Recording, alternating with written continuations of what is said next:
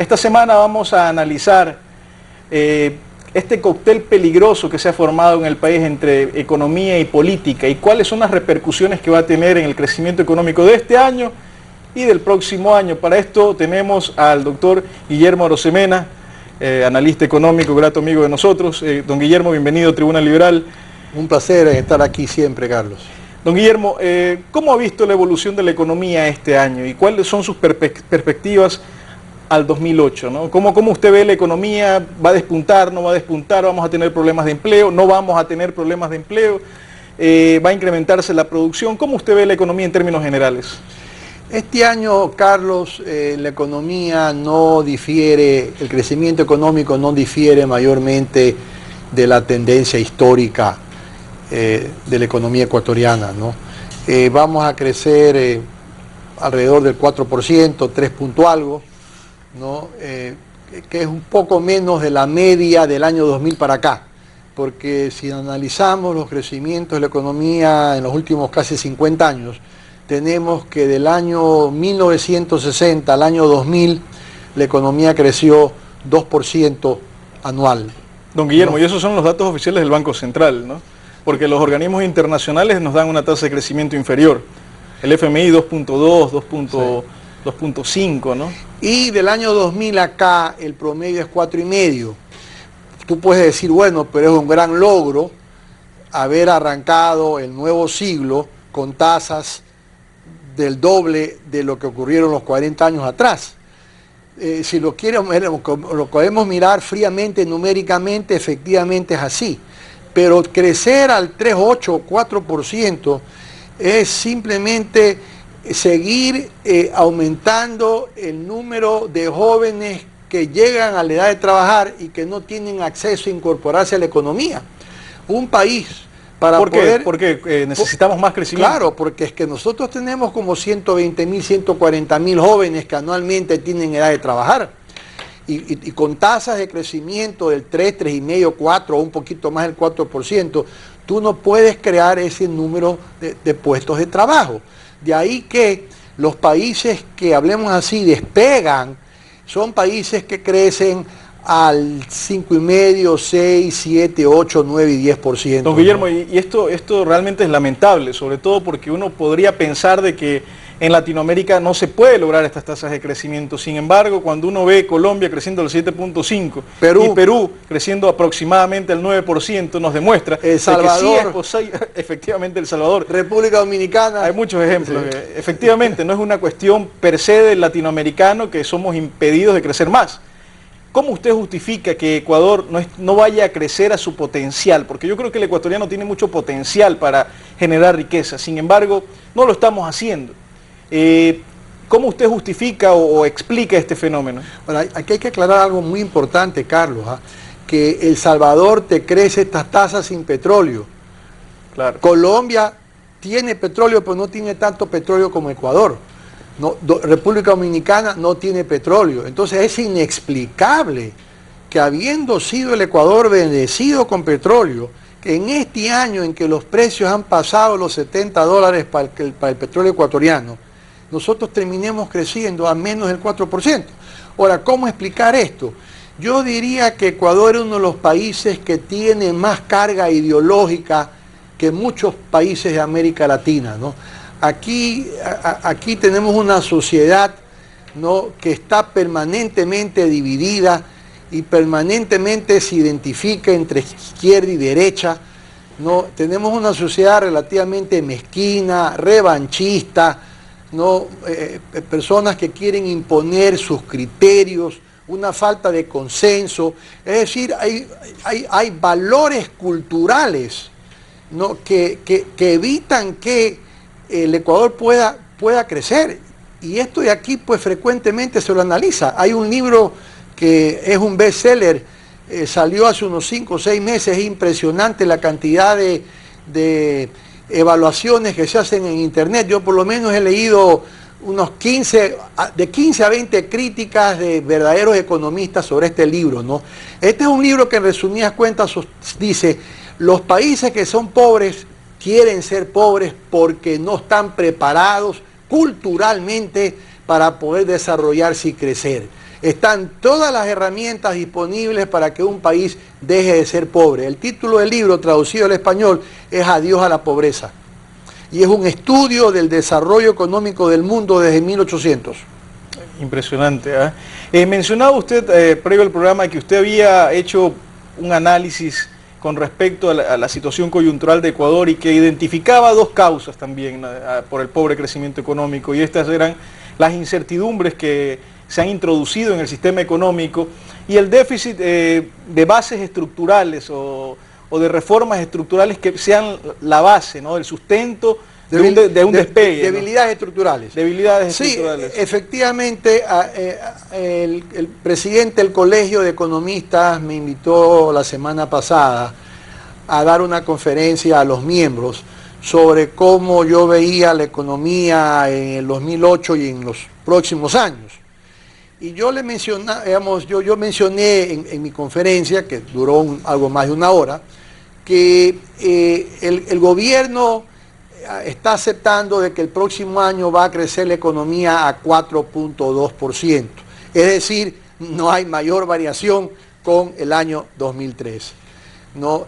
Y que, en mi opinión, ese 4.2% podía cumplirse o no podía cumplirse dependiendo de la claridad con que los agentes económicos vean el año 2008. Porque a diferencia de otros años, actualmente nosotros tenemos elevados niveles de incertidumbres por esta filosofía del gobierno que fue electo, de esta filosofía del socialismo del siglo XXI. Entonces, como hay una serie de interrogantes, estas interrogantes se convierten en incertidumbres. Y en esta conferencia yo mencioné 7 incertidumbres, advirtiendo que no son todas, son las más importantes. Entonces, para mí, la primera gran incertidumbre, lo que pesa mucho sobre los agentes económicos, sobre el sector privado, es la clase de leyes que la Asamblea va a promulgar. No se sabe exactamente cuál es el alcance de esas leyes. Y para poder generar actividad económica, para poder generar riqueza, se necesita seguridad, se necesita certidumbre, se necesita intranquilidad. Entonces, ¿qué es lo que se tiene? Se tiene a un sector privado que está en compás de espera. Ahora, las inversiones que se arrancaron a fines del año pasado, eso no se han parado, eso tiene que terminarse.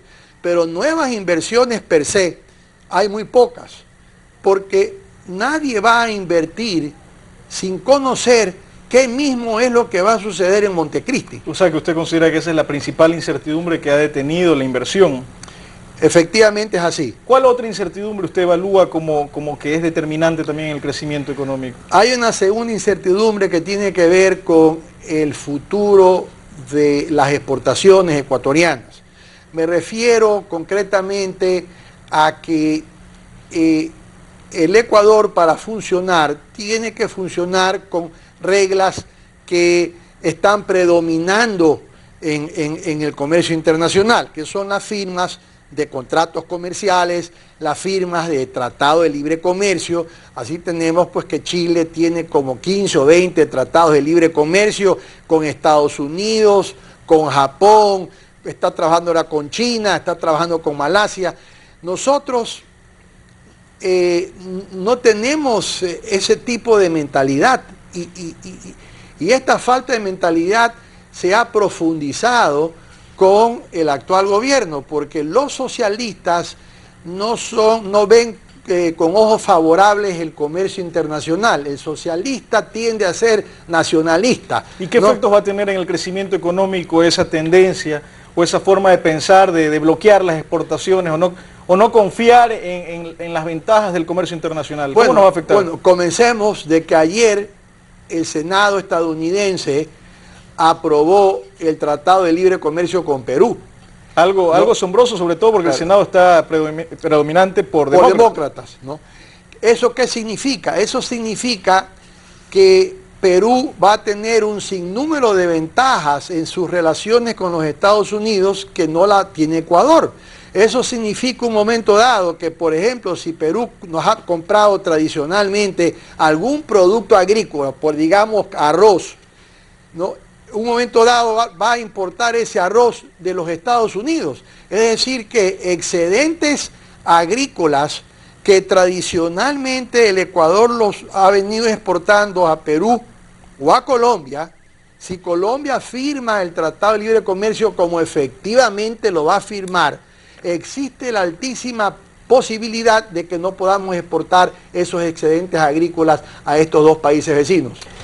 Don Guillermo, terminamos el bloque anterior donde nos explicaba cómo, dado los tratados de libre comercio que ya se firmó con Perú y el tratado de libre comercio que muy probablemente se va a firmar Colombia con Estados Unidos, nuestras exportaciones de productos agrícolas básicos, que usualmente nuestros excedentes se canalizaban en estos dos países, corren el riesgo de ya no tener ese mercado, ¿no? Porque pueden canalizar pueden importar de Estados Unidos y a su vez ellos exportar. Colombia actualmente está estableciendo un sinnúmero de incentivos para sembrar, para producir flores y brócoli, para reemplazar a la producción que ellos estiman que los ecuatorianos vamos a perder en el mercado norteamericano. Bueno, ¿no? Es decir, de hecho, Ecuador compite con Colombia en flores en el mercado estadounidense, ¿no? Y el rato pues que Colombia ingresa, ya Colombia no va a tener que pagar aranceles en las flores, ¿no?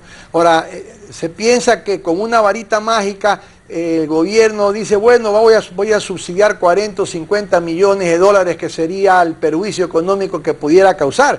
Pero eso es una visión un poco estrecha, pensar que con un subsidio de 40 o 50 millones de dólares se soluciona el hecho de no firmar un tratado de libre comercio con los Estados Unidos.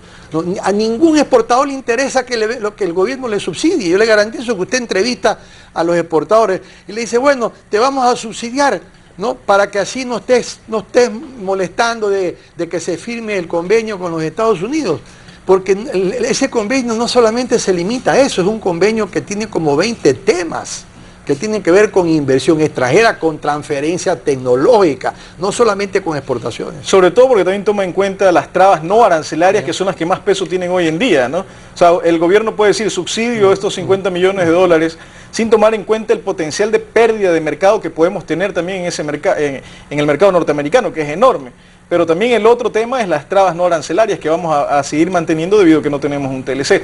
¿Qué otra incertidumbre usted evalúa que es perjudicial para el desarrollo de la economía, don Guillermo? Bueno, rápidamente, pues aquí, la salud de la economía mundial, ¿no? No se sabe si la economía puede entrar o no en recesión el próximo año. No, hay un proceso de desaceleración. Ya el Banco Mundial en 2 ocasiones ha revisado las proyecciones para el año 2008, ¿no? Otra incertidumbre es la situación del sector petrolero ecuatoriano. ¿Qué mismo va a pasar en ese sector? ¿No? Ese es un sector pues que digamos no tiene un norte, ¿no? Se ofrecen que viene gente capaz, entran y salen presidentes ejecutivos de Petroecuador, entran y salen ministros, ¿no?, de recursos naturales, pero la realidad es que la producción petrolera ecuatoriana viene cayendo desde hace ratos, ¿no? Y lo que ha venido sosteniendo las exportaciones ecuatorianas ha sido por parte de las empresas extranjeras, pero esas empresas extranjeras se ven un poco medio acorraladas. Ve usted el caso de la propia empresa china, ¿no?, que mientras el presidente estaba en China ofreciendo un sinnúmero de cosas para la inversión extranjera china, en esos mismos días la empresa china amenazaba de que va a apelar a este comité de arbitraje internacional por el problema que también ellos en un momento dado no quieren aceptar así de la noche a la mañana esa retención del 99% del excedente, ¿no? Entonces la situación propia del sector petrolero ecuatoriano también está incierta. No sabemos exactamente qué va a pasar. ¿Usted estima que capaz el próximo año seamos importadores netos de petróleo? Yo no pudiera afirmar eso, ¿no?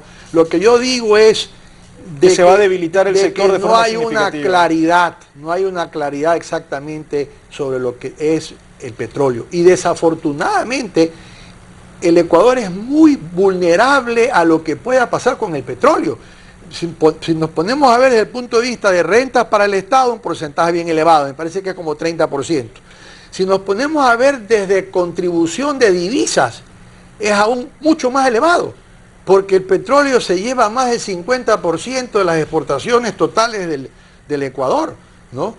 Eso me lleva a una, hablemos así, debilidad estructural, que es la canasta de exportación ecuatoriana, ¿no? Nosotros no podemos seguir exportando o basándonos en muy pocos productos. Es una especie de maldición que hay en el Ecuador. Y parece que esa maldición es muy bien publicitada, porque aparte de que tenemos una canasta muy poco diversificada de productos exportables, la mayor parte son commodities, son bienes primarios, bienes con poco valor agregado, y tratamos de seguir vendiendo la idea de que Ecuador tiene que ser un país agrícola, cuando los países ricos realmente no son países agrícolas, tienen que ir un paso más allá, ¿no? Mira, te voy a poner un ejemplo para que tengas tu idea de que la mentalidad incluso se permea hasta los jóvenes. Hace 2 o 3 días me llamó un familiar que está en una universidad y que han pedido, que tienen que hacer ellos un proyecto de cómo vender un producto a un país. Y ellos habían escogido el cacao en grano, ¿no? Entonces recibí a estos jóvenes, 6 o 7 jóvenes, y le digo, ¿por qué ustedes tienen como proyecto exportar cacao en grano? ¿Por qué no lo hacen en base a chocolate? ¿No? Me dice, que se está exportando chocolate. Claro que se está exportando chocolate, en pequeñas cantidades, pero se está exportando. Entonces ellos dieron un giro y dijeron, bueno, nos parece muy buena idea, vamos a hacer el proyecto sobre cómo exportar chocolate. En la propia mentalidad de los jóvenes está esto de la materia prima de los productos primarios. Bueno, parece una maldición en todo caso. Bueno, es que es una maldición porque desde la época colonial nosotros tenemos ya más de 400 años exportando muy pocos productos y el 90 o 95% de ellos, o el 85% de ellos productos primarios. Ahí hay un punto donde trabajar, no solo en eso, sino en la mentalidad del joven ecuatoriano. La mentalidad del joven ecuatoriano yo creo que tiene que dar un giro de 360 grados, pensar que tiene que salir a ser un emprendedor, a ser un empresario que cree riqueza, que cree valor. No como usted dice, pareciese que el ecuatoriano actualmente está adormitado, ¿no? Está aletargado y pensando que solo puede exportar bienes primarios, cuando no es así, ¿no? Vemos cómo Roberto Salinas, un académico de México, nos contaba en su momento de que el TLC México-Estados Unidos había dado un cambio importante en las exportaciones, pero sobre todo en la mentalidad del joven universitario mexicano. Ya no se graduaba pensando, queriendo tener un trabajo en alguna multinacional, se graduaba queriendo ser el exportador a Estados Unidos. Carlos, el Ecuador es uno de los pocos países del tercer mundo que todavía exporta masivamente productos primarios. Ya en el año 2001 el Banco Mundial hizo un estudio en que uno observa que de promedio los países emergentes exportan 80% productos terminados, 20% productos primarios. Y Ecuador está en la inversa, 20% productos terminados, y soy generoso, y 80% productos primarios. Y te voy a poner ejemplos concretos. Centroamérica exporta 14.000 millones de dólares al año en ropa. Ecuador exporta 40, 50, 60 millones de dólares entre ropa y textiles. Nuestro referente, que es Colombia, exporta como 800, 900 millones de dólares en ropa. Y en ropa no estamos hablando de que es un componente altamente tecnológico, pues no. Ropa estamos hablando de que es un proceso industrial bastante elemental, pero por lo menos tiene valor agregado. Realmente sí, y si vamos a cualquier otra industria es lo mismo. Hace poco me preguntaba una persona del exterior, me decía, ¿cómo está la inversión extranjera en minas? Sobre todo tomando en cuenta de que en Perú una inversión en minas está por el orden de los 8.000 millones de dólares, la inversión extranjera directa. Revisando las cifras, la inversión en minas en el país haciendo un poco más de 200 millones de dólares. Muy mala. Que representa el 40% de la inversión extranjera directa. O sea, estamos pésimos en inversión y eso repercute en el corto plazo. En un momento en que la minería atraviesa por uno de los auges más grandes en su historia, ¿no? De hace 4, 5, 6 años, todos los productos minerales se han ido a las nubes. Si nosotros cogemos el cobre históricamente se vendía a 60 centavos la libra, ahora anda como casi por $3 la libra, subió 4 y 5 veces. Cualquier mineral que nosotros analicemos ha aumentado 200, 300, 400 y 500% en los últimos 3 años.